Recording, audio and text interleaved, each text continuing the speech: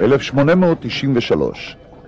העיתונאי תיאודור הרצל, יהודי מלידה אבל נאמן מסור לתרבות הגרמנית, מציע הצעה משלו לפתרון שאלת היהודים. הוא יזמין את האפיפיור בשם אחוות הגזעים להטביל לנצרות את כל יהודי אוסטריה בטקס מיוחד שיערך בכנסיית סן סטפן שבווינה. וכך הוא כותב ביומנו: בערך לפני 2 חפצתי לפתור את שאלת היהודים, לכל הפחות באוסטריה, בעזרת הכנסייה הקתולית. ביקשתי להבטיח לעצמי בראשונה את עזרת נסיכי הכנסייה באוסטריה ולהשיג על ידיהם ראיון אצל האפיפיור כדי להגיד לו: עזור לנו מפני האנטישמים, ואני מחולל תנועה כבירה בין היהודים שיעברו באופן חופשי וגאה לנצרות. הרצל גם מתאר בפרטי פרטים את תוכנית ההתנצרות ההמונית המתוכננת. המרת הדת תתבצע לאור היום ביום ראשון בצהריים בקתדרלת סטפן הקדוש, בתהלוכה חגיגית ובצלצולי פעמונים. לא בחשאי, כפי שנהגו יהודים לעשות עד עתה, אלא בגאון. העובדה שמנהיגים יקיימו את יהדותם וילוו את העם עד שערי הכנסייה, תעניק כנות רבה למעמד. אנחנו שעמדנו איתן, הננו הדור האחרון הדבק באמונת אבותינו, אבל רצינו להפוך את בנינו הצעירים לנוצרים לפני שיגיעו לגיל התבונה, שבו המרת הדת לובשת צורה של מורח לב. הרצל נולד בשנת 1860, למשפחה מתבוללת מן העיר בודפסט שבהונגריה. לאחר מכן השתקעה המשפחה בווינה. הרצל, שחונך ברוח ההשכלה והקדמה אשר נשבה ברחוב הווינאי, העריץ את התרבות הנוכרית ושאף בכל מאודו להיות חלק ממנה. הרצל לקה למעשה באותה מחלה בה לקו רבים מקרב המתבוללים היהודים, אשר ראו בנוכרי ובתרבותו את התגלמות האידיאל האנושי. ההתבוללות הייתה עבורו הדרך להגשים אידיאל זה. עדות לכך שהרצל היה קיצוני בהתבוללותו ניתן לראות בעובדה שאת בנו הנס לא טרח כלל להכניס בבריתו של אברהם אבינו. כמה שנים אחר כך יכתוב הרצל ביומנו: הרב גלבהויז ביקר אותי ושאל, הנכון הוא שלא מלתי את בני הנס? עניתי לו, זהו עניין משפחתי. הוא הוסיף בעיניים סגורות, לא, זה עניין לאומי. נכון הוא, יהודים רבים אינם מלים את בניהם, אך אין אלה מתיימרים להביא את הגאולה לעם ישראל.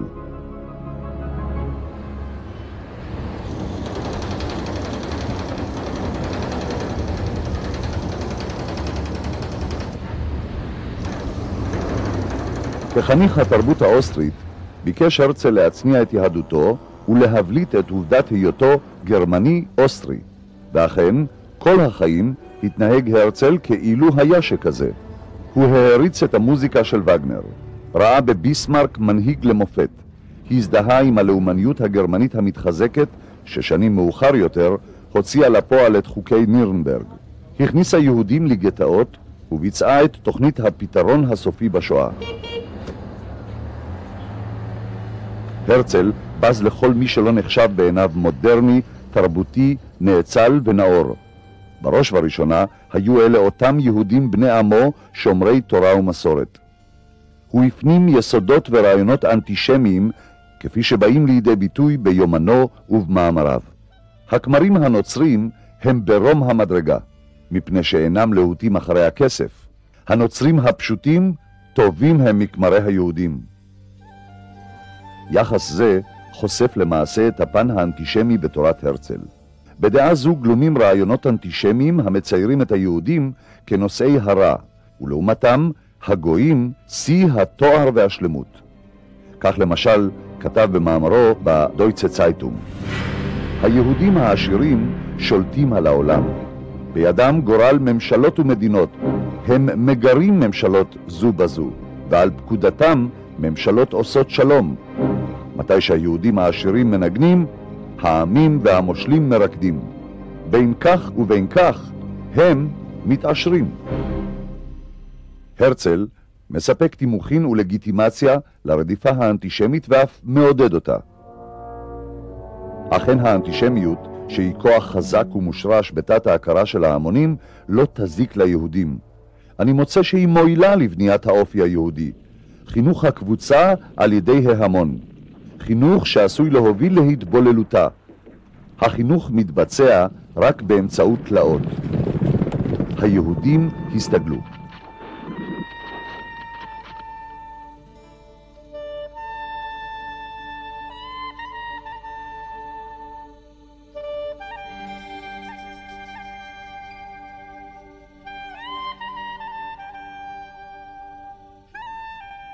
רעיון מצוין עולה בליבי, למשוך אנטישמים ישרים ולעשותם מחסלי הרכוש היהודי.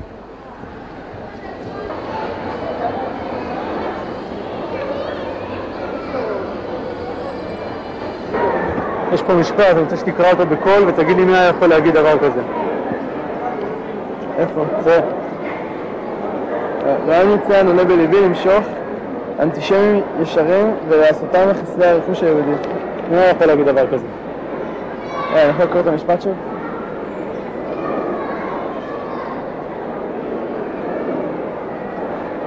אני לא יודע, בטח היטלר, מלחמת העולם השנייה, דברים כאלה. רעיון מצוין עולה בליבי למשוך אנטישמים ישרים ולעשותם מחסלי רכוש יהודי. מי היה יכול להגיד דבר כזה? היטלר. היטלר? היטלר. רעיון מצוין עולה בליבי למשוך אנטישמים ישרים ולעשותם מחסלי הרכוש היהודי. מי אתה חושב היה יכול להגיד דבר כזה? היטלר. אם הייתי אומר לך שהרצל חוזה המדינה אמר את זה, היית מאמין לי? לא. אם אני אומר לך שהרצל אמר את זה? אז אני בשוק. אם הייתי אומר לך שהרצל אמר את זה, מאמינה לי? לא. אבל לפי דעתי כאילו יותר כדי לזכור את הרצל בתור דמות חיובית. לא חושב שזה ניסיון מכוון להסתיר מכם משהו שהם לא רוצים שתדעו? יכול להיות, אתה יודע מה? חושב שצריך ללמד את זה? לא יודעת, אולי. כן, בטח. בטח שצריך, אנשים צריכים לדעת האמת. אם אני אומר לך שהרצל אמר את זה, זה מתוך היומנים שלו. אז חבל, אז הרצל היה אנטישמי. להבדיל, 30 שנה מאוחר יותר, נאמרו דברים ברוח זו על ידי חוזה אחר, שהופיע כמושיע לעמו על בימת ההיסטוריה. ובשנת 1927, בעת שריצה עונש מאסר בכלא לנצברג שבגרמניה, כתב בספרו מיין קאמפף על יהדות הממון שמסכסכת בין אומות העולם, ומביאה אותם לידי מלחמות, כאשר המרוויח הוא היהודי. Wenn es dem internationalen Finanzjudentum in und außerhalb Europas gelingen sollte, die Völker noch einmal in einen Weltkrieg zu stürzen, dann wird das Ergebnis nicht der Sieg des Judentums sein, sondern die Vernichtung der jüdischen Rasse in Europa.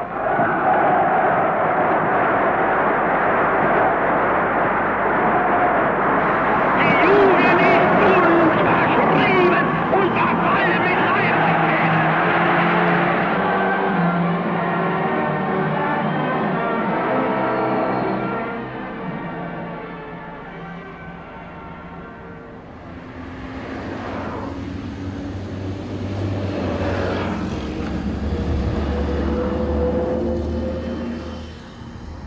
כאמור, הרצל, שהריץ את התרבות הנוכרית ורצה בכל מאודו להיות חלק ממנה, ביקש לפתור את הדילמה האישית שלו ואת רתיעתו משורשיו היהודיים על ידי התנצרות המונית. אכול שנאה עצמית הנובעת מעצם יהדותו, ראה בבעיה גם את הפתרון, לחדול להיות יהודי וכך לפתור את הבעיה אחת ולתמיד. אני רואה את עצמי כיהודי מודרני ממוצע, ואין אני נרתע ממעבר פורמלי לנצרות. אני מברך על כל יהודי שיש לו ילדים המחליט להתנצר. לי יש בן. הייתי מעדיף להתנצר היום ולא מחר, כדי שתקופת החברות שלו בנצרות תתחיל מוקדם ככל האפשר, וכדי לחסוך ממנו את הפגיעות ואת הקיפוח שנפלו בחלקי, ושעוד יפלו בחלקי בגלל היותי יהודי.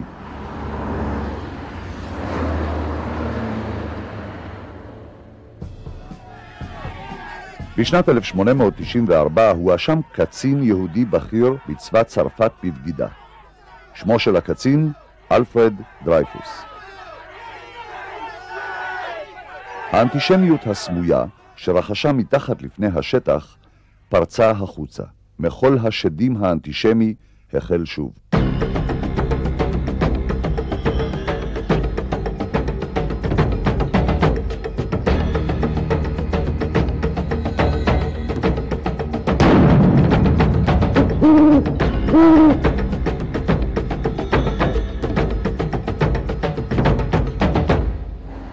רק אז השתכנע הרצל שפתרון ההתבוללות אינו מעשי, וכי העולם הנוצרי שאותו חיבב כל כך אינו מוכן לפתוח זרועותיו בפני יהודים כמותו. רק אז הפנה מרצו ונרתם להתוויית הרעיון של מדינה ליהודים ולמשנתו הציונית אותה ניסח באלטנוילנד. אבל גם אז המניע לציונותו של הרצל לא צמח מתוך אהבה ודאגה ליהודים, אלא מאי הנוחות שאלה גורמים ליהודים גויים נאורים כדוגמתו. את מדינת היהודים האוטופית דואג הרצל לבנות על פי המודל החדש, מודל שמשליך מעליו כל סממן יהודי. כמובן שעליו לזכור להשיל מעליו כמה תכונות יהודיות שליליות כמו שפת היידיש, קיום מצוות ומנהגים, ובעיקר את הטפילות היהודית. המדינה של הרצל היא מדינה אירופית לגמרי. היא בעצם אירופה, אין מדינה אירופית כזאת. זה האוטופיה של אירופה. פה תהיה מדינה שתאחד את כל אירופה ויהיה בה גם אופרה איטלקית וגם אופרה גרמנית וגם אופרה בלגית, הכל יהיה פה, כן? וכולם יהיו חמודים ונחמדים, והערבים יגידו לכל הזמן ליהודים תודה שבאתם, שהבאתם לנו את הפאר של המערב, כן? כאשר הדימוי שלו, של המדינה היהודית, היה דימוי שהרכיב בתוכו באופן כמעט טבעי לגביו, כחניך התרבות האירופית של המאה ה-19, אלמנטים אנטי-מזרחיים ואנטי-דתיים די חריפים. במיוחד החברה שאותה הוא מציג בספר שלו, אלטנוילנד, היא חברה שבה מה שקורה ליהודי זה שהוא הופך להיות אירופאי, כולל היהודי המזרח אירופאי, שהופך להיות מערבי, כאשר המעבר של היהודים מיהודים בעצם למי שהופכים להיות אירופאים במהות. למי שבעצם אין להם יותר את המימד המייחד אותם כיהודים. זה הדבר המשותף לכל הציונות החילונית, ובזה גם הרצל וגם יריביו הגדולים מסכימים. את הרצון הזה לבנות את היהודי החדש. לכך אמר חיים הזז, מהוגי הדעות של ההנהגה הציונית, במוסף הארץ, אלול תש"ג 1943. אין הציונות והיהדות דבר אחד, אלא שני דברים השונים זה מזה, בוודאי שני דברים הסותרים זה את זה. כשאדם אינו יכול להיות יהודי, הוא נעשה ציוני. התנועה הציונית הייתה תנועה חילונית. היא נתנה הגדרה חילונית לזהותו של היהודי. היהודי הוא עם, כמו כל העמים באירופה. הציונות נובעת מתוך התנועה הלאומית באירופה, ואין לה בעצם מקום לחרדים בתוכה. הציונות מתחילה ממקום הריסת היהדות, ממקום שתש כוחו של העם. דבר אחד ברור, הציונות לא המשך, לא רפואה למכה, היא עקירה והריסה. אדרבה, היא מסיחה את דעתה מן העם, מתנגדת לו, הולכת נגד רצונו ורוחו, חותרת תחתיו ועוקרת אותו ופורשת ממנו לדרך אחרת, למטרה רחוקה ומסוימת. היא וקומץ אנשים בראשה גרעין של עם אחר.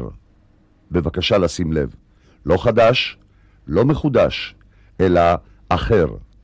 מי שאינו סבור כך, או שטועה, או שהוא מרמה את עצמו. התנועה הציונית הייתה מתחרה לדת, גם ראתה את עצמה מתחרה לדת, משום שהיא נתנה הגדרה חדשה ליהדות. יכול יהודי להיות אדם שאפילו לא מאמין באלוהים. והיא ראתה את עצמה מתחרה, ואחד המאבקים הראשונים של התנועה הציונית לא היה כלפי חוץ, אלא כלפי פנים. צריך היה לשכנע את היהודים להאמין בציונות, והיריב הגדול ביותר של הציונות הייתה היהדות החרדית. ברור אפוא כי הרצל לא חיפש דרך לשמירת האוצרות הרוחניים העצומים של העם היהודי. לא חלם הוא על מרכז רוחני ולא על עם סגולה, וגם לא הטרידה אותו כלל שאלת המשכיותו של העם היהודי כעם ששומר על ערכי המסורת שלו. הרצל, ששם עצמו לאפוטרופוס, החליט שעם שלם יחיה על פי אורח החיים שהוא עצמו חי והעריץ, מבלי להבין שרק תרבותו הרוחנית וההיסטורית של העם היהודי הם שקושרים אותו אל ארצו המובטחת, ארץ האבות.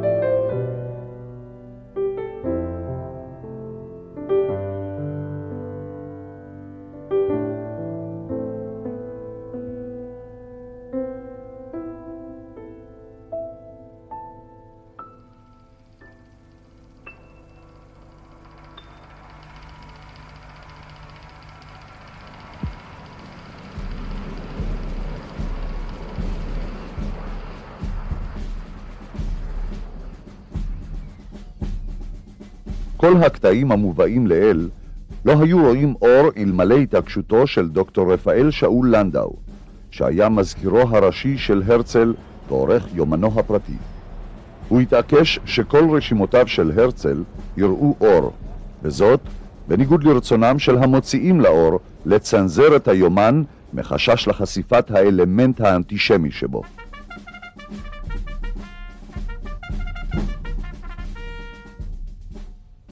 הרצון להתערות בגויים מלווה את עם ישראל מאז ומתמיד. לצד מקיימי המצוות תמיד היו כאלה שניסו לבטל ולכפור באמונה היהודית. השקפתו של הרצל על היהודים והיהדות הייתה דומה להשקפתם של רוב חבריו בהנהגה הציונית. תנועת ההשכלה שהרצל ושאר מנהיגי הציונות צמחו מתוכה דגלה בהתמזגות עם הגויים ועם תרבותם, בפריקת עול התורה והמצוות ובוויתור על מוסריות הדת המבדילה בינם לבין שכניהם.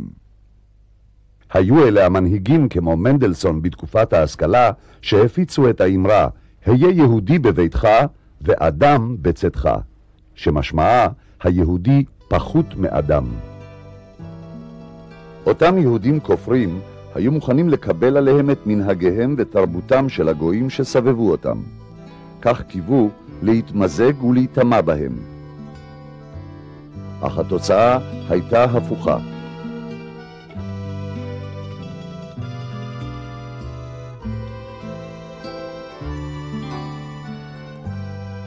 ככל שניסה היהודי להשתלב בתרבות הנוכרית, כך התעצמה השנאה כלפיו. ולא רק זאת.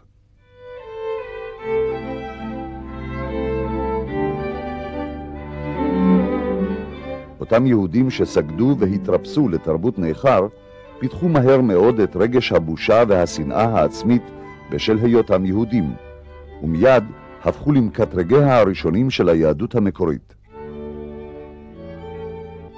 את עצמם ראו כאליטה נאורה ותרבותית, ואל אחיהם היהודים התייחסו בזלזול, בוז והתנשאות.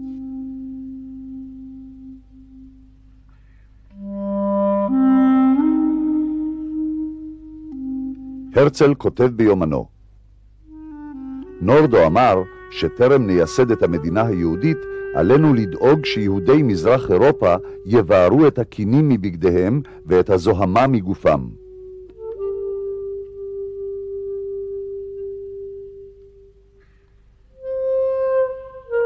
אך הציונות, ששילבה מצד אחד את הרצון להתרחק מהדת היהודית השורשית, ומצד שני אימצה את הלאומיות, מנתה בתחילת דרכה רק קומץ קטן של יהודים. רוב רובו של העם היהודי בגולה, למוד התלאות, לא נרעש לנוכח נושאי הבשורה החדשה, ונשאר דבק באמונתו, והמשיך לקיים מצוות באדיקות. על מנת להגיע לממדים של תנועה המונית וסוחפת, הייתה חייבת הציונות להשתמש באלמנטים דתיים, שנלקחו מתוך האמונה היהודית. זאת אומרת, הציונות מלכתחילה הגדירה את עצמה כתנועה של גאולה.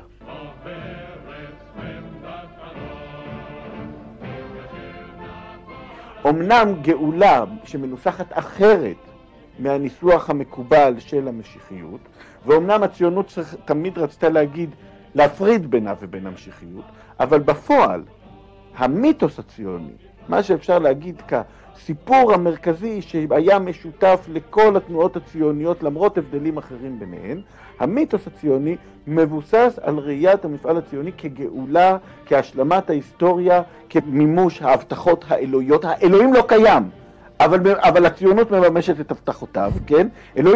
אלוהים הורחק, אבל עדיין למילה שלו, להבטחה האלוהית, היא הדבר היחידי, והיא מפורשת להבדיל מהפרשנויות לאורך כל הדורות, כהבטחה פוליטית מוגדרת, שזה הבסיס להגדרת זכויות היהודים גם על חשבון זכויות הערבים, דבר שאיננו מתחייב מהשקפה הדתית.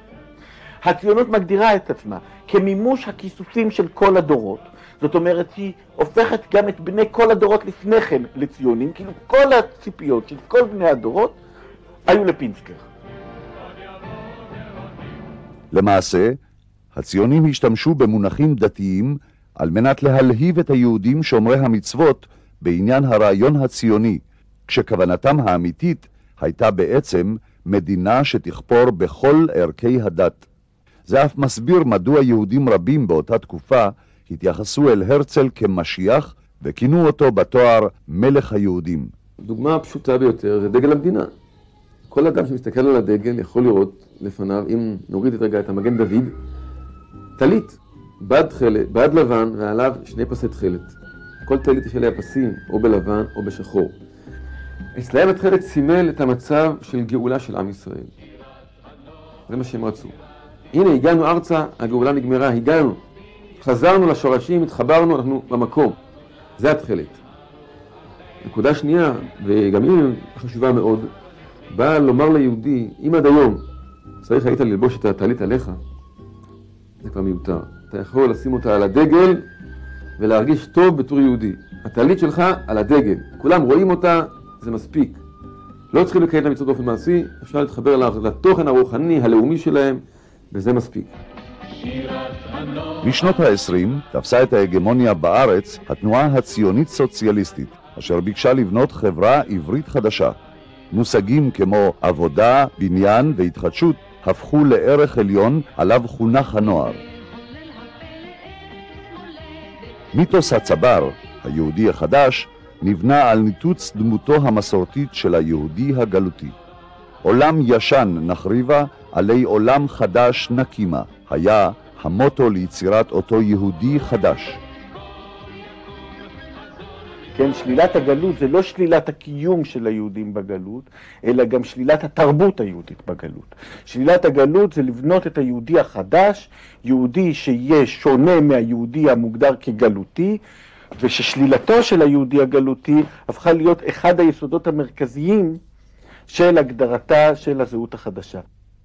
יוסף חיים ברנר, סופר ואיש רוח בהנהגה הציונית, שבכתיבתו השפיע יותר מכל סופר אחר על פועלי ארץ ישראל, כתב ב-1919: אופיינו הלאומי פסול מימות עולם ועד הנה. מעולם לא היינו אומה יוצרת, תמיד חיינו חיי צוענים וכלבים. מה אתם רוצים מהאנטישמים? מדוע לא תובו להבין את המובן מאליו, את חזון השנאה והבוז לישראל? היהודים הם צוענים, זוהמה, רפש וניבול, ביצה סרוחה, לא אדם, כלבים פצועים. כשאתה קורא את הדברים שהציונים הראשונים כתבו, אלה דברים שנשמעים לפעמים כמעט אנטישמיים, משום שהם ביזו את היהודי הגלותי.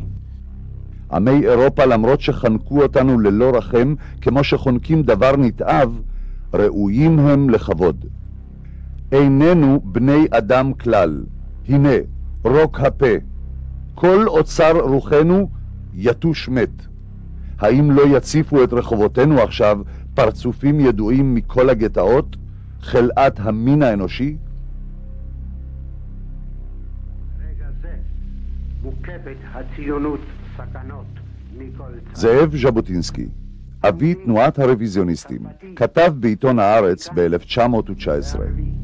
בבית הלאומי נכריז על אותם יהודים שלא יסירו מעליהם את חלד הגלות ויסרבו לגלח את הזקן ואת הפאות כעל אזרחים ממדרגה שנייה. לא ניתן להם זכות בחירה.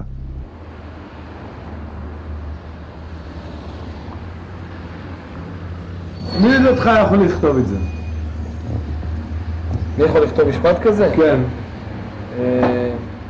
חוץ ממזוויע, אין לי מה להגיד. מישהו שהוא אנטי חרדי. מי שחושב ככה אין לו מקום במדינת ישראל. זה לא אנטי חרדי, להפך. למה? לא להפך. לא, הוא לא אנטי חרדי. תראה, בבית הלאומי נכריז על אותם יהודים שלא יסירו מעליהם את חלד הגלות, גם יסרבו להוריד את הזקן היהודי שאולי סמל מובהק ליהדות, ואת הפאות שגם סמל מובהק. מי שלא יוריד את הדברים האלה, נכריז עליו כעל אזרח ממדרגה שנייה, ולא ניתן לו זכות בחירה. מי אמר את זה, הרצל? אם זה כמו שאני מבין את זה, ואני חושב קצת מבין את זה, אני חושב, זה דבר נורא מה שאומרים כאן. זאת אומרת, מייצגים כאן למעשה מצב שבו מי שנראה יהודי, מי שאנחנו יכולים לזהות אותו בגלות היה נראה כיהודי וסמל שהשתמשו בו כאנטישמים, אנחנו צריכים לפגוע בו, לתת לו עדיפות נמוכה כאזרח, וזה רע מאוד, זה חמור. טוב, זו שערורייה של חשוכה של הציונות הגלותית.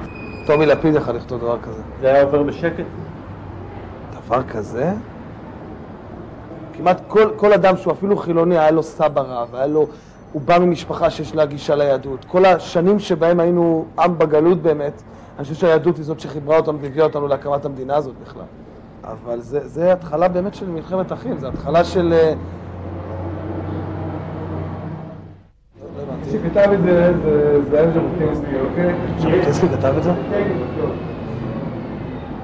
זה כבר לבחת אותי לחלוטין. תשמע, אני יושב ראש תנועת בית"ר במקרה. כן, ואני בחיים לא ראיתי את המשפט הזה. אני יכול לראות לך. ז'בוטינסקי כתב את המשפט הזה? באמת ז'בוטינסקי כתב את זה?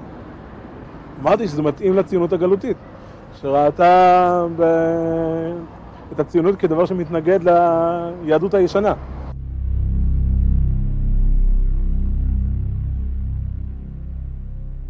דוד בן גוריון, מקים המדינה ומנהיגה שנים רבות.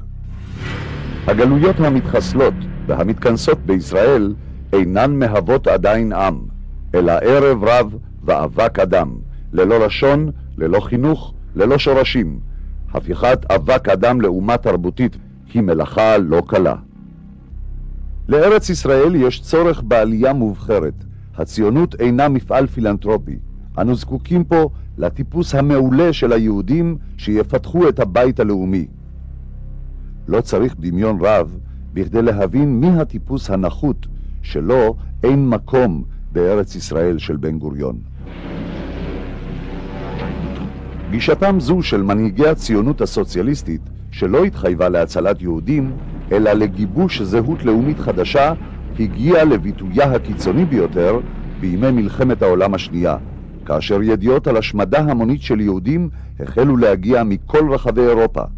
רעיון המקלט ליהודים נזנח, ולמול עיניהם של המנהיגים עמדה רק טובתה של הציונות. בשנת 1943, כשהיהודים גבעו ברעב בגטאות אירופה, כשאלפים מהם נשלחו בכל יום לתאי הגזים, הכריז יצחק גרינבוים, המנהיג הציוני האחראי על פעולות ההצלה ושר הפנים בממשלת בן גוריון. כששאלו אותי הלא תוכלו לתת מכספי קרן היסוד להצלת יהודים בארצות הגולה, אמרתי לא.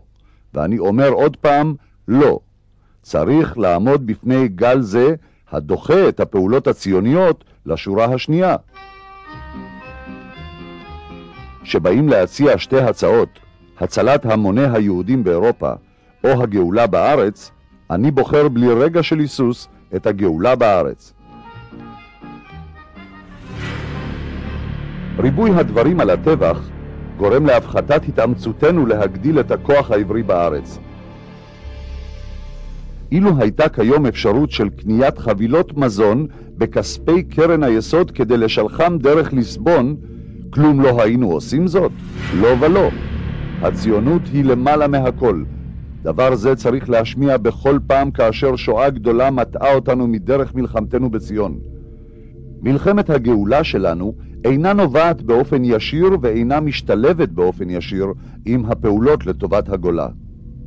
מדברי אוסישקין, מראשי התנועה הציונית ומנהל הקרן הקיימת לישראל בשנות ה-20. מה רב ההבדל בין הקורבנות בגולה לבין הקורבנות בארץ? הללו שנופלים בארצות פזורנו הם קורבנות של אומה גוססת. לא היה טעם למותם כמו שלא היה טעם לחייהם. לא כן הקורבנות שנפלו בארצנו, אנו מביטים עליהם בגאווה. מדברי חיים ויצמן, מנהיג התנועה הציונית והנשיא הראשון של מדינת ישראל, 1937. תקוותם של 6 מיליון יהודים מרוכזת על עלייה מתהומות הטרגדיה. אני רוצה להציל 2 מיליון נוער, הזקנים יובדו הם ויחכו לגורלם. הם אבק אדם כלכלי ומוסרי בעולם אכזר. רק ענף הנוער יישאר. הזקנים צריכים לעמוד בכך ולהשלים עם כך.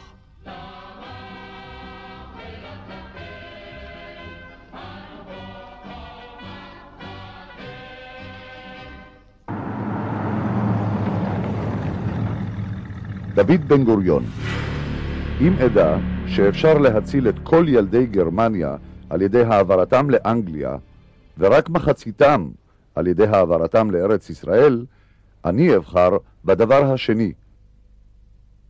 ערב המלחמה יצא בן גוריון בהתקפה קשה על יהודי אירופה. תכנו אותי אנטישמי, אבל אני חייב לומר זאת. אנו נחנקים מבושה מהמתרחש בגרמניה, בפולין ובאמריקה, שיהודים אינם מעיזים להיאבק.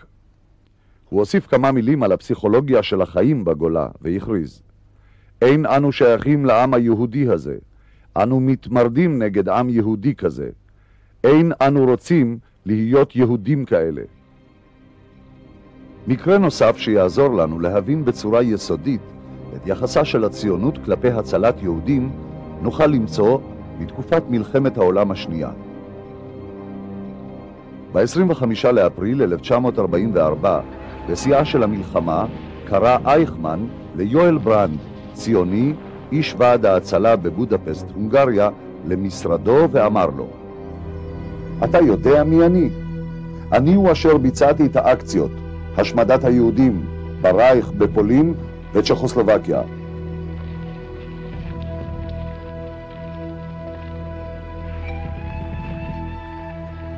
אתה הגיע התורה של יהדות הונגריה, אך אני מוכן למכור לך 1,000,000 יהודים, סחורה בדם, דם בסחורה. תוכל לקחת את 1,000,000 מכל מקום שאתה רוצה. מה ברצונך להציל? גברים, נשים, ישישים, ילדים? שב, דבר. הסחורה היא 10,000 משאיות, כמה טונות תה, קפה וכדומה. ברנד הוקע בתדהמה כששמע זאת מפי ראש הצליינים. עכשיו הוכיח לכם שאני רוכש לכם יותר אמון מאשר אתם רוכשים לנו, אמר אייכמן. אתה תצא לאיסטנבול לנהל משא ומתן עם הסוכנות, ולכשתשוב ותודיע לי כי נתקבלה ההצעה, אפוצץ את כבשני אושוויץ ואעביר אל הגבול 10% מן היהודים שהבטחתי. אתה תקבל 100,000 יהודים במחיר 1,000 מכוניות מסע. ליואל ברנד היה ברור כי במקרה ומפוצצים את המשרפות לא ניתן יהיה לבנותם שוב, היות והגרמנים היו כבר בנסיגה בכל החזיתות.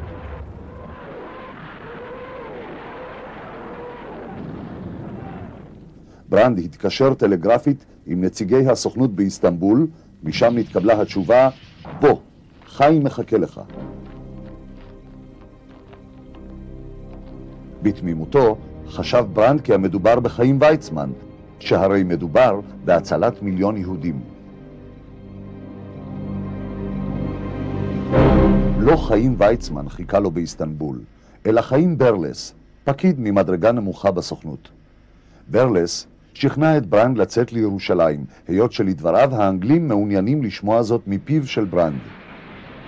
בעוברם את אנקרה ברכבת ניגשו אל ברנד נציג אגודת ישראל יעקב גריפל ונציג הרוויזיוניסטים יוסף קלרמן, והזהירו את ברנד לבל יעזוב את טורקיה, היות ושליחי הסוכנות תומנים לו פח.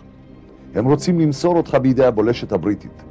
אך ברנד, נאמן תנועת העבודה, כלל לא חשד בחבריו ממפא"י.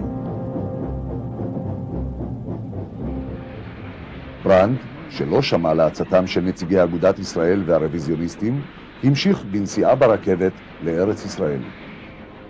בחלב שבסוריה נאסר ברנד על ידי הבולשת הבריטית והובל לקהיר שבמצרים. שם הוחזק ברנד במאסר שבועות רבים, בעוד שבהונגריה משמידים יהודים.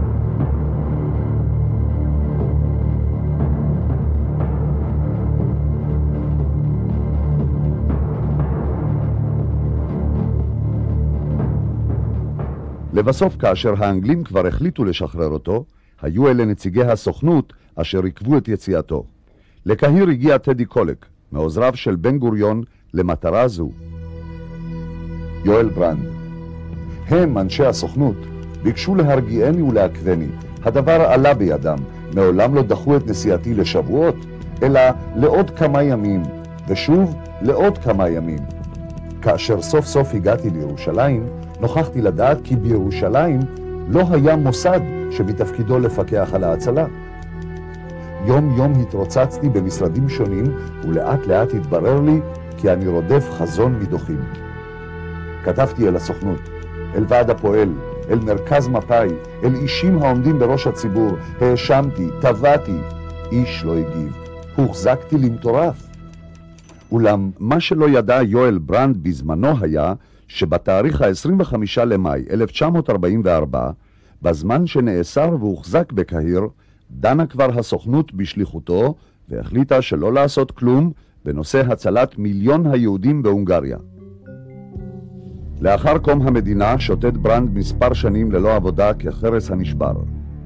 גורמי מפא"י גם דאגו שאיש לא ידע ולא יתעניין חלילה בקיומו של ברנד. השיטה עבדה יפה, עד לאותו משפט שהסעיר את המדינה, משפט גרינוולד קסטנר, שבו העיד ברנד בסופו של דבר.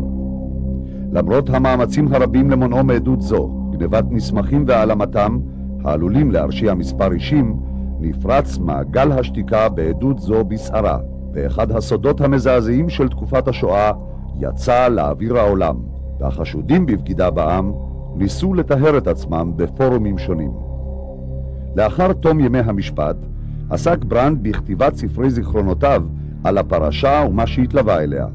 שם גם ציין כיצד לחצו עליו פקידי ממשל ישראלים לסלף את עדותו, ואף איימו עליו במאסר ובחבישה בבית משוגעים אם ימשיך לכתוב את זיכרונותיו. על פרשת הלחצים, האיומים והפיתויים כתב ברנד בספרו כי יום אחד הזמינו אותו, טדי קולק ואהוד אבריאל, מעוזרי בן גוריון, למלון מפואר, ותוך כדי שהם סועדים את ליבם בסעודת טעימה ולוגמים קוניאק משובח, ניסו לפתות אותו בכל מיני הבטחות לעזור לו להסתדר בארץ. הציעו לו משרת דובר של מכון ויצמן ברחובות, משרה בה יוכל להיפגש עם דיפלומטים מארצות חוץ ועם מיליונרים למיניהם, בתנאי שיוותר על עקשנותו לפרסם את ספרו בשליחות נידונים למוות. כאשר סירב ברנד, הביע טדי קולק דעתו בקול רם, כי יש לאשפזו בבית חולים לחולי רוח.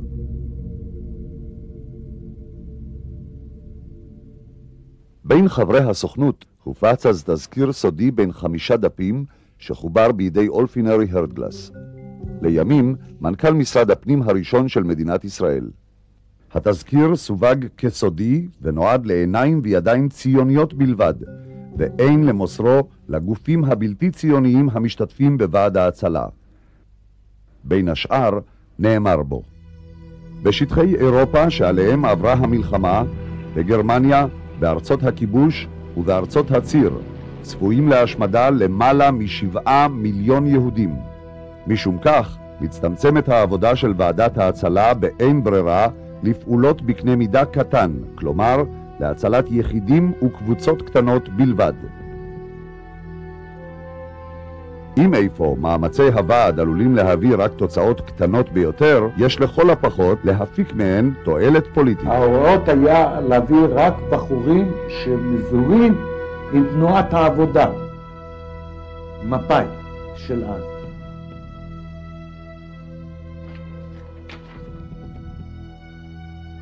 יכולים להינצל בדרך זו רק כמה מאות אנשים, ולא דווקא אלה שאנו מעוניינים בהם.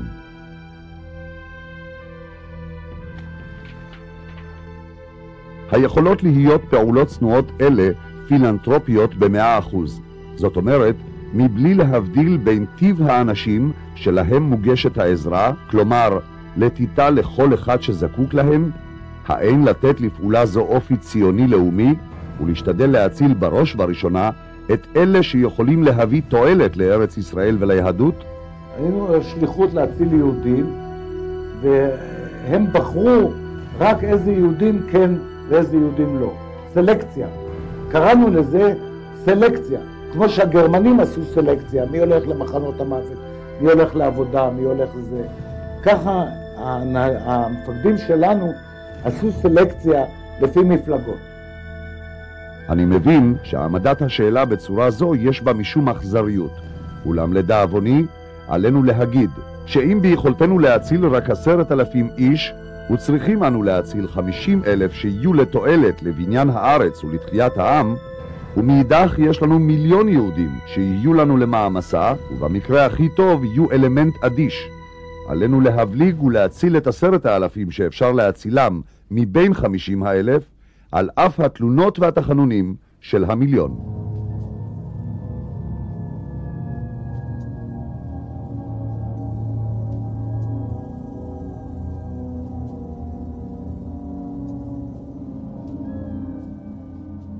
גם העלייה של המבוגרים מטהרן משמשת דוגמה. מחוץ לחלוצים ולעסקנים ציוניים באים המוני אנשים שאין להם כל קשר עם הציונות. אנשים ששוררת ביניהם דמורליזציה גמורה במובן הלאומי. ולכן עלינו באין ברירה לוותר על הצלת האלמנט המזיק. ההנהגה שלנו שיקרה אותנו, אמרה לנו, אתם עובדים להציל יהודים, אבל רק דאגו לכך שיהיו רק מהמפלגה שלנו.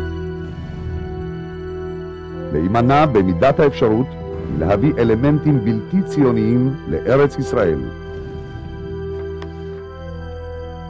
אם כל הפעולה צריכה ומוכרחה להתנהל מנקודת מבט ציונית, הרי השותפות עם אגודת ישראל ואף עם הרוויזיוניסטים לא זו בלבד שאין בה כל תועלת, אלא להפך, היא מזיקה מאוד. וכשבאה קבוצה של דתיים מהמפד"ל, שהם לא היו חרדים, אז אמרו מכסות. 5% או 10%, אני לא זוכר את האחוזים, אבל אם זה היו שומר הצעיר, בלי חשבון, לעלות. וחרדים לא נתנו בכלל. לא נתנו לעלות. איסור. אני אומר לך, שלחו שליח מארץ ישראל עם הוראה רק מתנועת נוחם, שזה מפא"י, דרור, שומר הצעיר, רק זה. ביתר, מפד"ל, לא. וחרדים בכלל לא. ומה היה הטיעון? הם ראו שאנחנו רוצים להציל כל יהודי. אז הם שלחו את השליח הזה, והוא ישבתי לילה שלם, כל לא עצמנו עין, לשכנע אותי שהם פשפשים, שאם נכניס אותם לצמר גפן, הם יתרבו.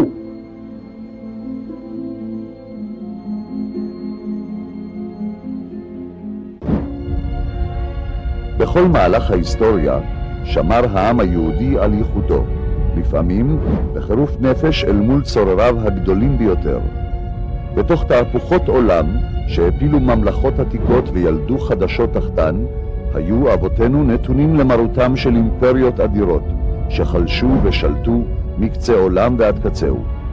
אימפריות אלה ניסו בעקביות להשכיח את אמונתו של היהודי ולהעבירו על דתו.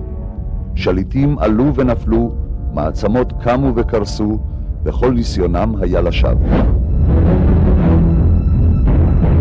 למרות השעבוד, עלילות הדם, גזרות השמד, הפוגרומים, הפרעות, שריפת כל היקר להם, הוצאה להורג והגליה, לא נכנעו היהודים למלכויות השונות.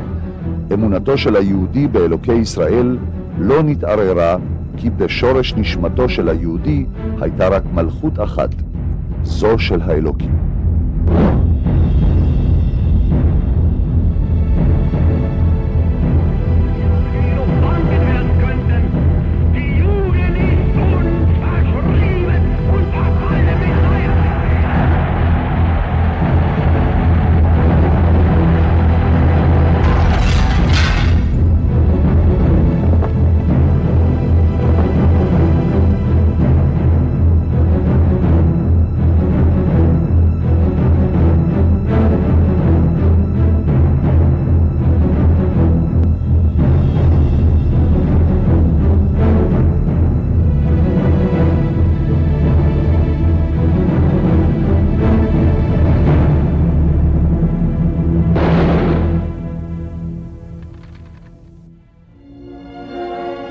We will start it now. Afghanistan? No. Argentina? Yes. El Salvador? Abstention? Ethiopia? Abstain? France?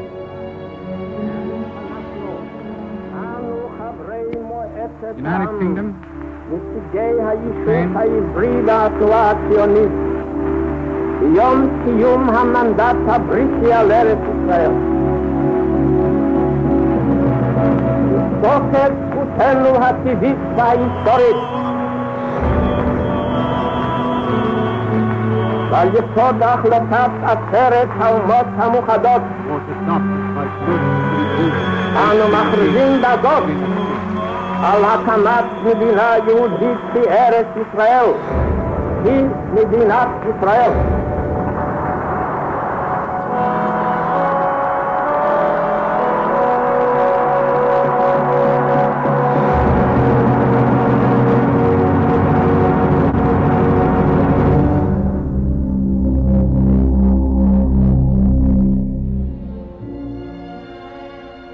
מה אירע ליהודים כאשר עיצבו הציונים סוף סוף ממשלה משלהם בישראל? מה אירע להם ליהודים כאשר הפכו לפוליטיקאים יהודים? מה אירע לרחמים, רגש הכבוד, אהבת האחים, האחווה והערבות ההדדית, אשר 2000 שנות אנטישמיות לא יכלו לעקור מהנשמה היהודית?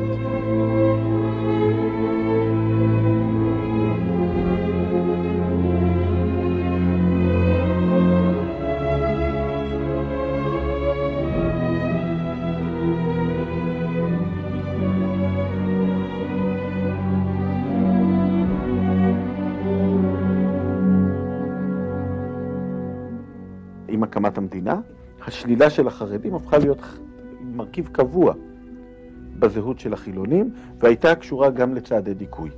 איפה הצעדי דיכוי האלה הורגשו במיוחד? ביחס כלפי המזרחים.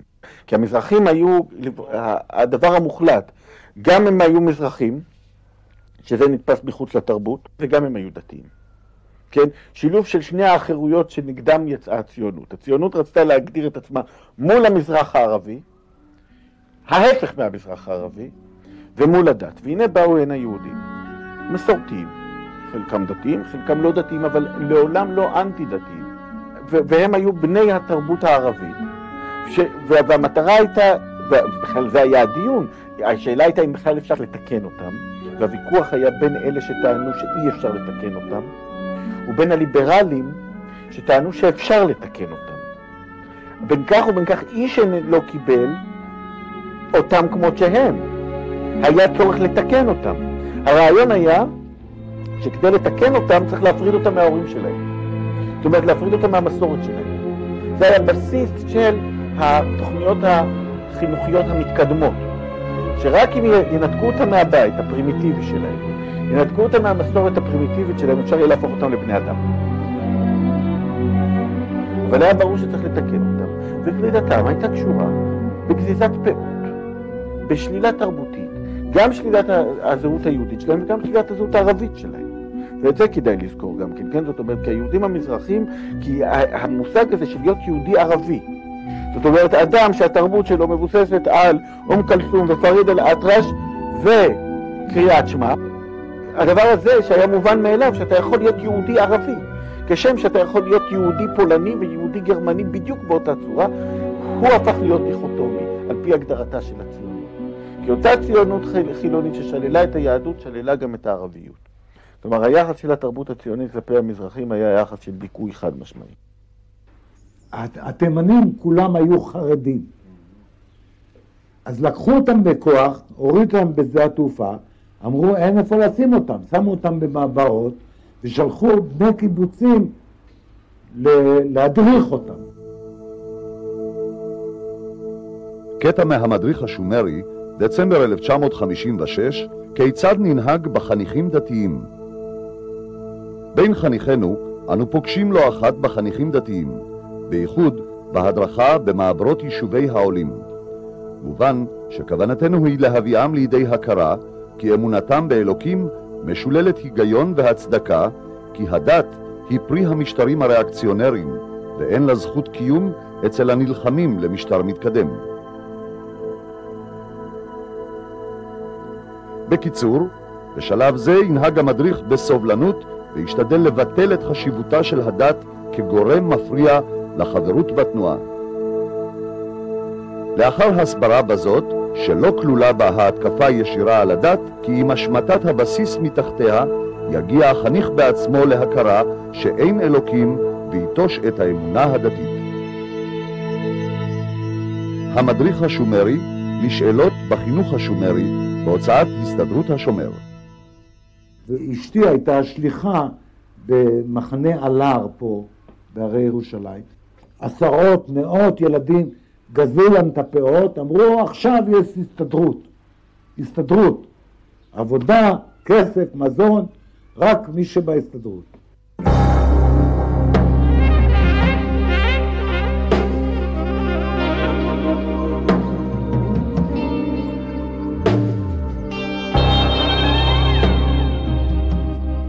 אני חושבת שצריך לעשות הפרדת דת מהמדינה ואפשר, ובשלב הראשון הייתי עושה הפרדת הדת מהפוליטיקה. בהקשר של הפרדת הדת מהמדינה אני חושבת שצריך לבטל את הרבנות הראשית, צריך לבטל את חוק בתי הדין הרבניים, צריך לבטל את המועצות הדתיות, צריך לספק שירותי דת. לאט, איך אומרים באנגלית? השאירה משהו. once in a time, כן. אוקיי, אז כיוון שכל הדברים האלה אי אפשר לעשות אותם מיד ועכשיו, אני רוצה להציע שני פתרונות לטווח קצר. בבקשה. הפתרון הראשון שאני מצפה מכל ממשלה שתקום, בעיקר מממשלת שלום, ממשלת ברק, מרכז, עבודה, ערבים ומרץ, אני מצפה שלא ישתפו את המפלגות הדתיות והחרדיות בקואליציה הנוכחית. אמרנו 1000 פעמים, אני אומר בפעם 1001, מרץ וש"ס לא יושבים בקואליציה ביחד. זה ברור, או שמרץ יושבת בקואליציה, או שש"ס יושבת בקואליציה. לא יכניס את ש"ס לקואליציה, לא יאפשר להם להמשיך ליהנות מעטיני הכספים של המדינה לצרכים פוליטיים שלהם. אנחנו שומעים רק לא ש"ס, כביכול על בסיס של העיקרון של שלטון החוק, אבל למעשה, כפי שאפשר לראות, על בסיס השאיפה לשבור את היהדות החרדית. אגב, ומבחינה זאת, הביטויים האלה, לא תשמע אותם היום, אבל כשאתה שומע על הצורך לייבש את הביצה שבה קמה ש"ס, אתה שומע בעצם את אותו דבר עצמו. דהיינו, צריך לתת לילדים האלה כסף, צריך למנוע את הבעיות של העוני, שזה ודאי דבר חשוב, אבל למה צריך למנוע את הבעיות של העוני? לא בשביל למנוע את הבעיות של העוני, אלא מתוך ההנחה שאחרי שתיפטרנה בעיות העוני, אנשים יפסיקו להיות דתיים. אדם דמוקרט צריך להגיד שמגיע את כל התקציבים האלה, לא שום קשר. כך שזה היום לא כותבים ככה. היום לא כותבים כמו שכתבו בשומר הצעיר ככה, מתנהגים ככה. פעם הייתה פה אשליה קראו לה סטטוס קוו, אבל האשליה נוקצה והסטטוס קוו מת. אנחנו בסכנה שהחרדים יבלעו את המדינה ונחזור לימי הביניים. מאז הבחירות החרדים הרימו ראש וצריך להנמיך להם קצת את הראש. יש מלחמה בישראל, מלחמת תרבות, מלחמת דת. כן, זהו מאבק לחיים ולמוות, לחייה או למותה של הדמוקרטיה הישראלית, ואנחנו ננצח. זאת מלחמה. עליכם להבין סוף סוף שזאת מלחמה. אנחנו לא רוצים אותם לתוך החיים שלנו. אנחנו לא רוצים חקיקה דתית. אנחנו האמנו שהם, האורתודוקסים החרדים, ייעלמו תוך דור. ונפריד, כן נפריד, בין המדינה לבין הדת, בין הדת לבין המדינה. אז יש לזה רק פתרון אחד, ההפרדה. הפרדה בין דת ומדינה. כולם ביחד, נלך, נעשה חוקה לישראל, נגן על בית המשפט, נגן על כך שנהיה מדינה דמוקרטית, כפי שאנחנו רוצים שתהיה, על פי החלום של אבות הציונות, דוד בן-גוריון, זאב ז'בוטינסקי, בנימין זאב הרצל, כאן בארץ ישראל. תודה רבה לכם, ואנחנו ננצח. אם אדע שאפשר להציל את כל ילדי גרמניה על ידי העברתם לאנגליה, ורק מחציתם על ידי העברתם לארץ ישראל, אני אבחר בדבר השני.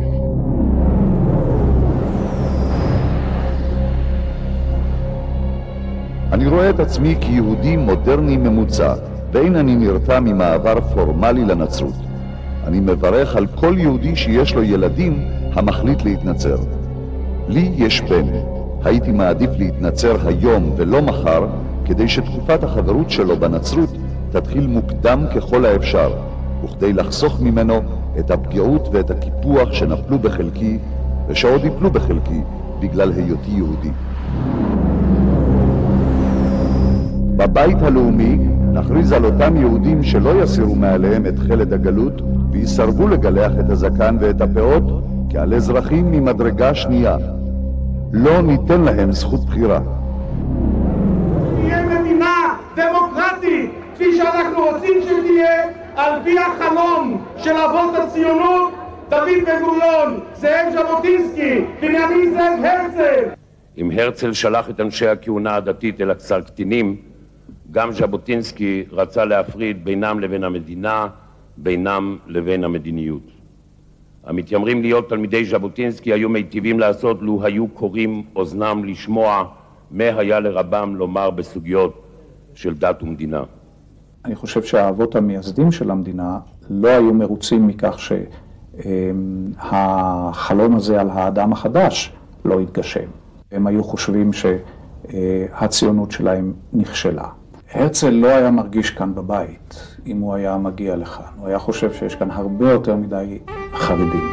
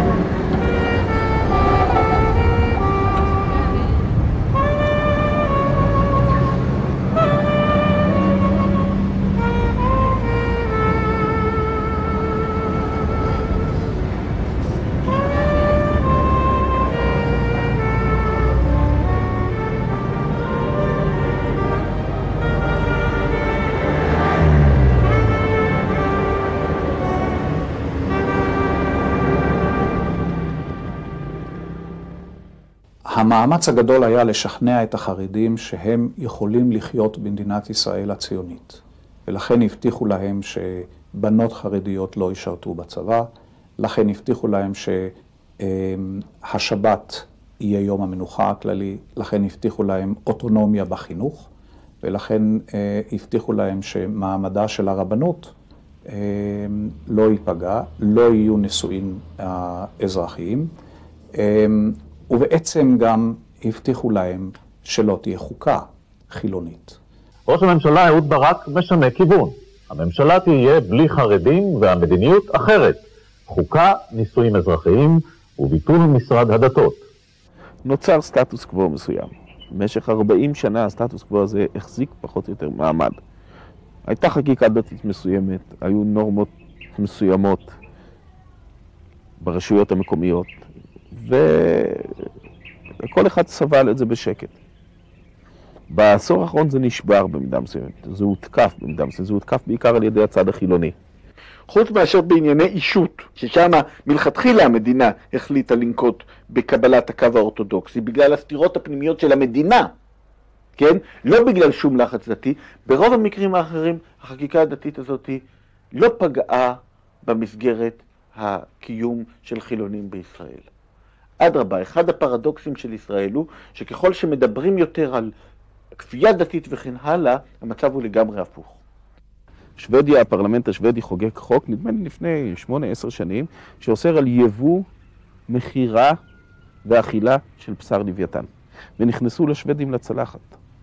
כן, ומי כפה את החוק הזה? מי הביא אותו? קבוצה של ירוקים, שאני חושב שלא מונה גם את רוב האוכלוסייה. כן, כפתה את זה, היה שם מנהג לאכול סטייק לוויתן. בשם מה? בשם ערכים של הגנת הסביבה.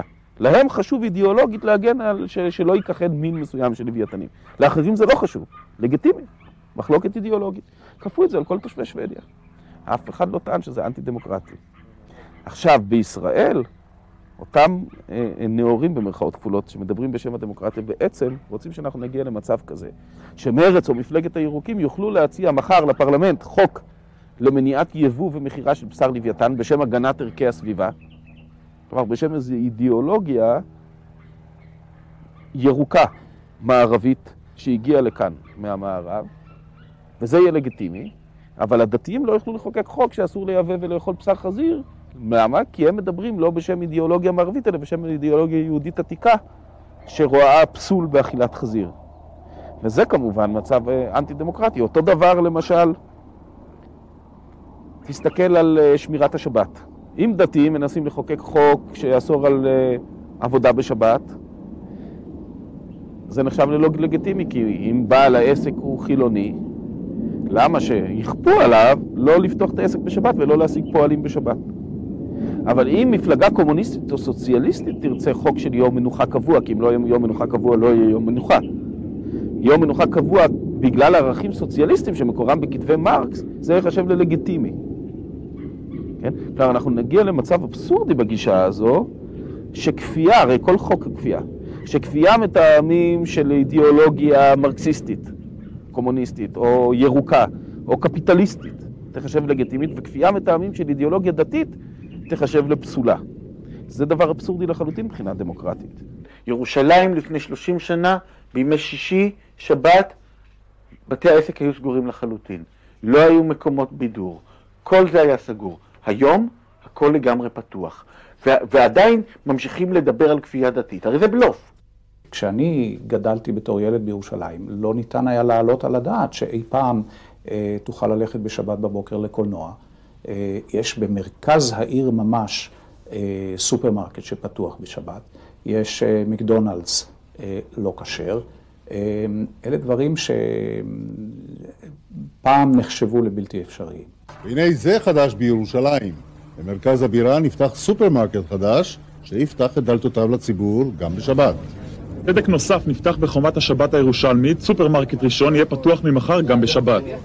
אין שום חקיקה דתית בישראל בעשור האחרון, לא הייתה שום התקדמות בחקיקה הדתית, כל מה שהיה זה ניסיון לסתום חורים שנפרצו, בדרך כלל על ידי בתי המשפט או על ידי הבג"ץ, בסטטוס קוו הדתי חילוני, ונוצרה חקיקה שניסתה לסתום את אותם חורים, להחזיר מצב לקדמותו. לא הייתה שום התקדמות, שום פרוגרסיביות במעורבות של דת בחיי המדינה בישראל, ההפך הוא הנכון. פעם הייתה פה אשליה, קראו לה סטטוס קוו, אבל האשליה נוקצה והסטטוס קוו מת. אנחנו בסכנה שהחרדים יבלעו את המדינה ונחזור לימי הביניים. מאז הבחירות החרדים הרימו ראש וצריך להנמיך להם קצת את הראש. אז יש לזה רק פתרון אחד, ההפרדה, הפרדה בין דת ומדינה. לטעמי, מי שדורש להפריד את הדת והמדינה, במובן של להפריד את הדת מהפוליטיקה, אלה הכוחות האנטי-דמוקרטיים. הם מדברים בשם הדמוקרטיה. מרץ בעיניי היא מפלגה אנטי-דמוקרטית מובהקת. לא רבנים, לא פסקי הלכה, לא צו אלוהים, זה נפריד, כן נפריד, בין המדינה לבין הדת, בין הדת לבין המדינה. המסקנה הלוגית של מה שהיא אומרת זה ביטול זכותו של האדם הדתי להשתתף במשחק הדמוקרטי, להיות מושפע ולהשפיע, וביטול הזכות של מפלגות דתיות להתקיים. ולמעשה, עד כמה שידוע לי, מרץ זה המפלגה היחידה בישראל היום שתובעת לבטל את זכותן של מפלגות אחרות להתקיים. הם לא אומרים את זה בגלוי, הם לא אומרים למפד"ל אין זכות להתקיים. הם רק אומרים, המפד"ל מפלגה דתית, אין לה מה לעשות בכנסת. הבעיה של מדינת ישראל זה שכל עוד היא קובעת שהמדינה היא מדינתו של העם היהודי והיא תמשיך להיות מוגדרת כמדינה דתית. אי אפשר להגדיר את ישראל כמדינת העם היהודי ולדבר על הפרדת דת ומדינה. זה בלוף. זה בלוף. ייקח זמן, אבל היום הזה בוא לבוא. יופרדו הדת מהמדינה. בג"ץ קבע היום שלנשים יש זכות שווה להתפלל בכותל המערבי, גם בקול רם וגם לעטות טלית. ולראשונה בישראל, שתי נשים יירשמו כאימהות של אותו ילד. בית המשפט העליון הכיר היום ברוב דעות של השופטות דורנר ובייניש, כי גם רותי וגם ניקול הן האימהות של מתן בן הארבע. אני חושב שהבג"ץ היום חטא חטא כבד מאוד כלפי כל מערכת היחסים בין היהדות לבין מדינת ישראל, וקראתי לזה בבוקר ממש סדום ועמורה. מה אתה מתכוון? וזה הוכח שוב ושוב גם באותה הפגנה ידועה בדיוק על העניין הזה ביחס לבית המשפט העליון. הפגינו החרדים על כך שבית המשפט העליון מתערב בשאלה מי הוא רב. הם הפגינו מכיוון שטענו, ובצדק רב בעיניי, בצדק רב בעיניי, טענו כנגדם כאילו הם פוגעים בסמכותו של בית המשפט העליון. לא, הם קבעו לבית המשפט יש גבולות, כמו בכל מדינה דמוקרטית. הם טענו כנגד זכותו של בית המשפט להתערב בעניינים דתיים. לעומת זה החילונים, הם אלה שטבעו שבית המשפט יתעסק בעניינים דתיים. זאת אומרת, החילונים הם אלה שטבעו דווקא חיזוק הזיקה בין דת ומדינה. לא הפרדת דת ומדינה, אלא חיזוק המימד בין דת ומדינה. וזה מתקבל בציבור באופן מלא. כאילו הייתה פה הפגנה אנטי-דמוקרטית. למה היא אנטי-דמוקרטית? מסיבה אחת פשוטה. כי היו 250,000 חרדים. וברגע שהציבור הישראלי רואה 250,000 חרדים, בדיוק כמו מתעורר בו איזו חרדה מפוחדת, כי בזה גם משתמשים בתעמולת בחירות. בתמונות שנראות כמו תמונות מדרשטירמר. מפחידים, תראו, יש פה המון יהודים, סכנת נפשות, כן, המון יהודים יש שם. הפגנה ברישיון, הפגנה בחוק, ומולה הפגנה אחרת, שמציבה את הוויכוח באופן מעוות לחלוטין, כחלק מבית המשפט, גם, אגב, זה חלק מהבעיה של החילוניות, הקדושה של בית המשפט. בית המשפט היה הופך להיות קדוש. הרב אהרון ברק אמר, לא לדבר. באנו הנה היום כדי להגן על היכל הצדק. באנו הנה היום כדי להגן על המקדש האזרחי של מדינת ישראל. חבר הכנסת טומי לפיד, לא פעם נשמעת הטענה כי אנו סובלים מרודנות משפטית והדיקטטור לטוב ולרע הוא אהרון ברק. אמנון דנקנר, לברק גישה אימפריאליסטית. יאיר שלג, ברק אימפריאליסט. תראה, אני מאוד בעד הנאורות, אבל לא בעד הנאורות כפי שמנסים להבין אותה היום. מה שקוראים בישראל נאורות, מחנה השמאל נאורות, זה בעיניי חשיכה נוראית.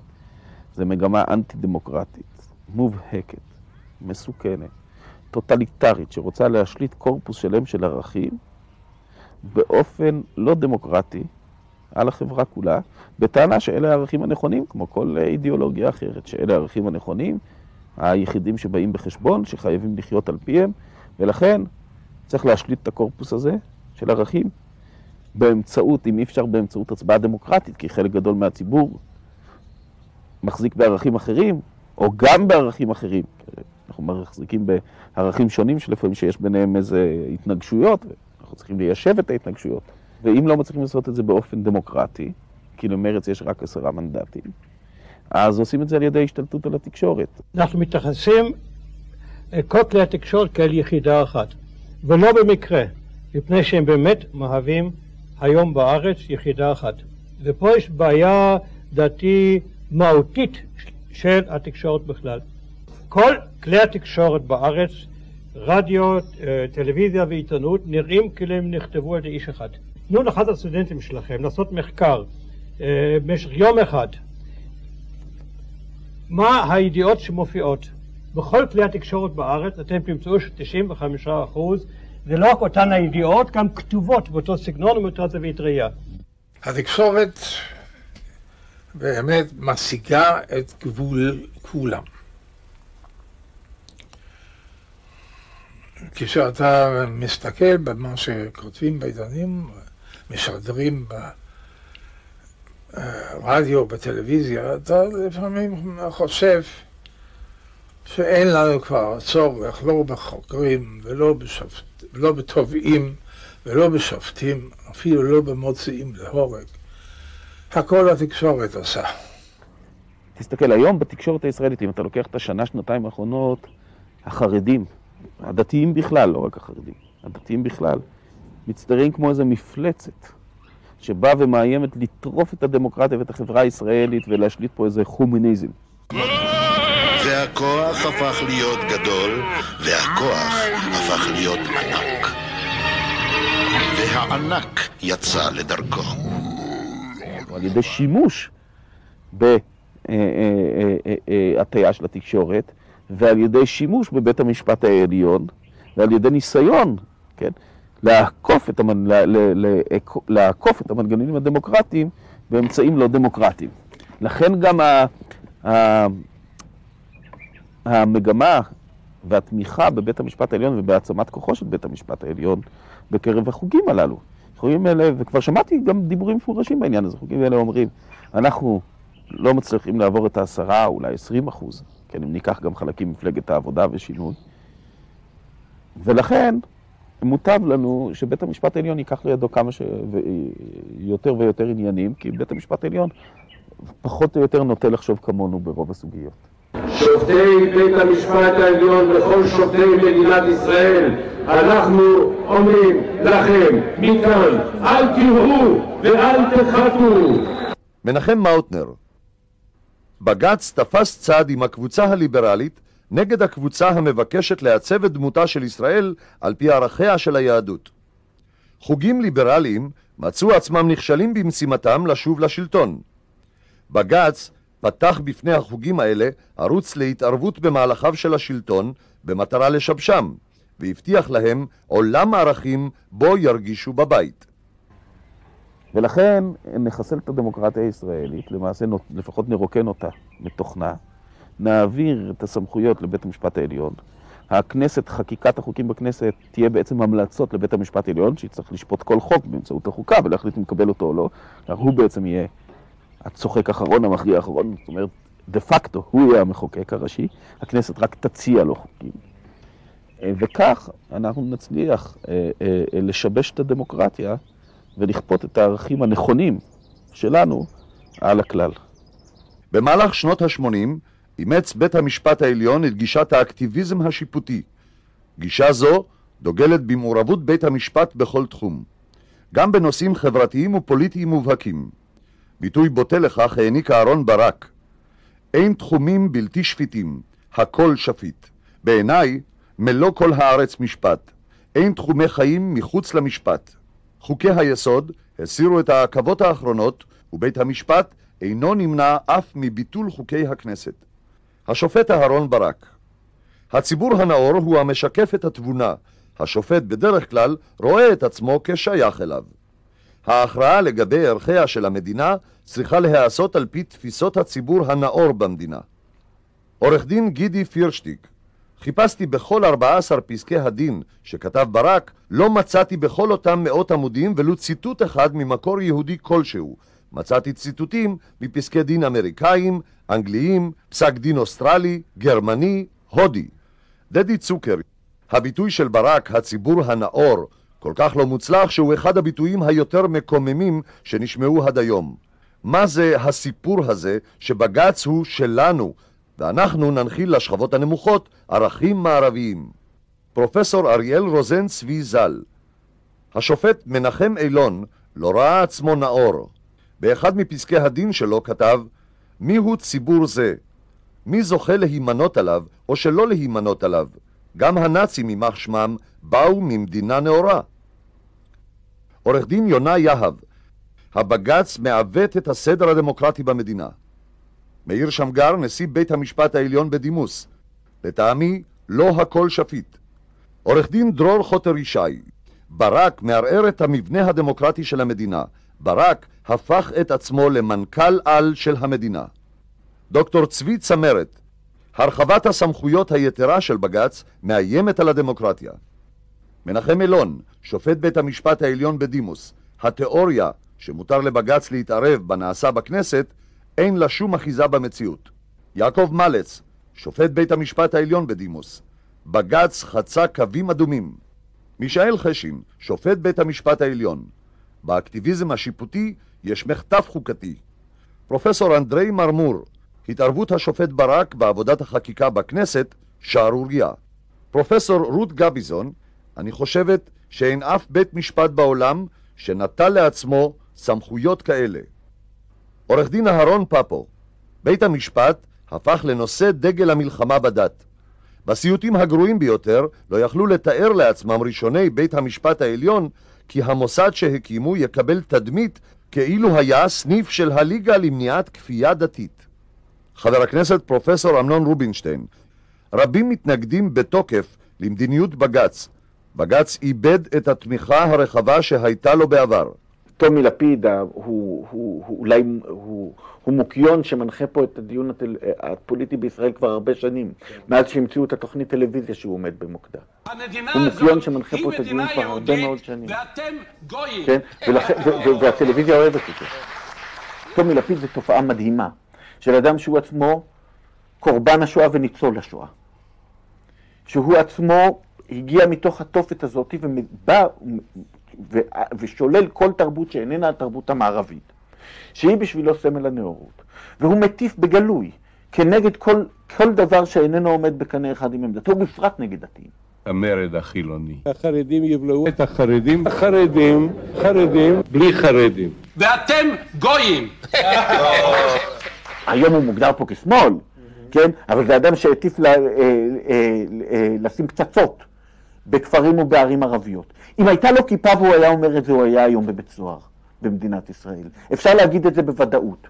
אחרי רצח רבין להגיד כזה דבר, אם מישהו היה אומר סתם בקיוסק הלוואי שהערבים ימותו, אז הוא היה נכנס ישר לחקירה במשטרה. כן, והיו ישר חוששים האם הוא קשר מאיזשהו מסגרת ארגונית. סתם, גזען קטן ומסכן. אם הוא היה דתי ואם הוא היה מזרחי, היו עושים על זה תוכניות טלוויזיה.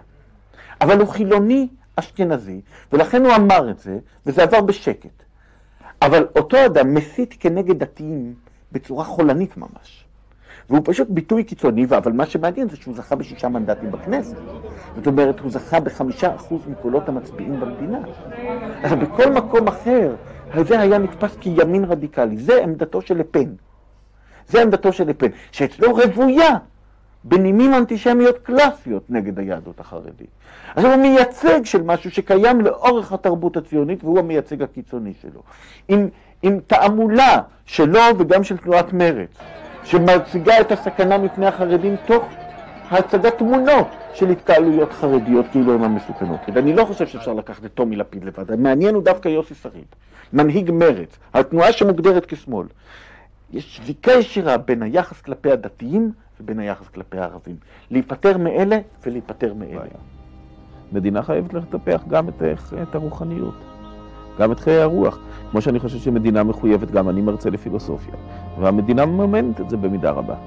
כל מדינה מממנת גם את הבימה ואת הקאמרי, וחוגים לספרות ולפילוסופיה, שגם לא מייצרים ישירות שום דבר, אם כי הם תורמים לפוריות, לדעתי בצורה חד משמעית, כן? מדינה ואקדמיות למוזיקה וכו'. ודאי שאין בכך שום בעיה. במדינה שיש בה חרדים, הצרכים של החרדים הם צורכי מדינה. זאת אומרת, אם הוא צריך מקווה, אם הוא צריך בית כנסת, אם הוא צריך בית ספר דתי, המדינה צריכה לתת לו את זה.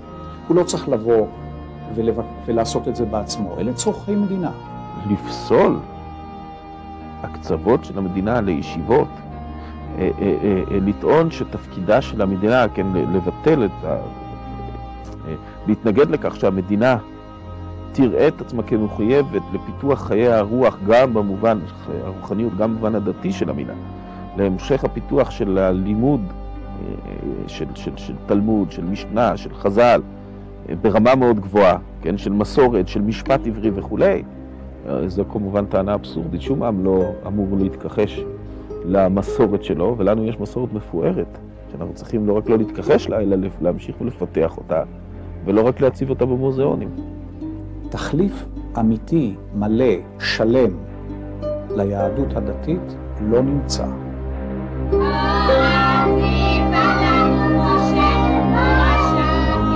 מי היו שלושה בעלי ברית אברהם?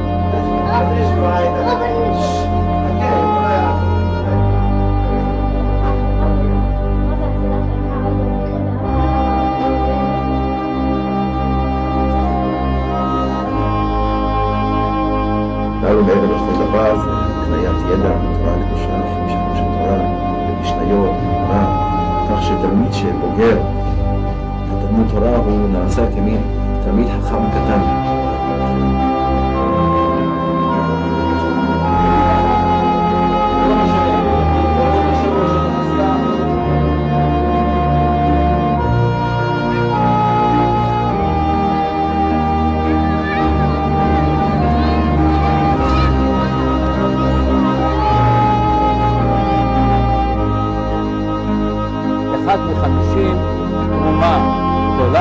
שייפנו אותו בצורה גסה כדי לדעת איזה בשר מותר. צריכים לבן בשערות ובלי שיגעו בתפילין.